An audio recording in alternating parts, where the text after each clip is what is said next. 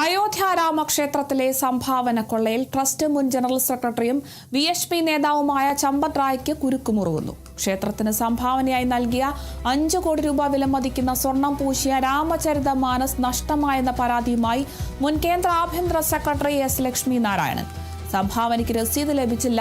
പരാതി ചമ്പത് റായെ അറിയിച്ചുവെങ്കിലും നടപടി ഉണ്ടായില്ലെന്നും ലക്ഷ്മി നാരായണന്റെ പരാതിയിൽ പറയുന്നു. രാമചരിതമാനസം തുടക്കത്തിൽ ക്ഷേത്രത്തിൽ പ്രദർശിപ്പിച്ചിരുന്നു. എന്നാൽ പിന്നീട് അത് കാണാതായി. ഇത് സംബന്ധിച്ച് പലതവണ ചോദിച്ചുവെങ്കിലും കൃത്യമായ മറുപടി ലഭിച്ചില്ലെന്നും ലക്ഷ്മി നാരായണന്റെ പരാതിയിൽ പറയുന്നു. പരാതി ലക്ഷ്മി നാരായണൻ SIT അറിയിച്ചു. 2024 ലക്ഷ്മി നാരായണനും ഭാര്യയും ചേർന്ന് സ്വർണം പൊതിഞ്ഞ രാമചരിതമാനസ് അയോധ്യ ക്ഷേത്രത്തിൽ സമർപ്പിച്ചത്. തുളസീദാസ് രചിച്ച രാമചരിതമാനസത്തിലെ 1902 വാക്യങ്ങളും ഉൾക്കൊള്ളുന്ന 522 സ്വർണം പൂശിയ പേജുകളാണ്.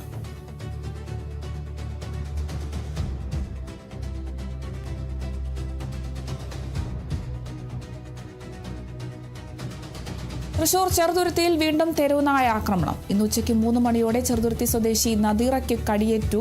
വീടിന് മുൻപിൽ നിൽക്കുമ്പോഴായിരുന്നു യുവതിയെ നായക്കൂട്ടം ആക്രമിച്ചത്. ശബ്ദമുണ്ടാക്കിയതോടെ ദേഹത്ത് കടിയേൽക്കാതെ രക്ഷപ്പെട്ടു. രാവിലെ പ്രദേശത്തുള്ള 13-കാരിക്കും നായക്കൂട്ടത്തിന്റെ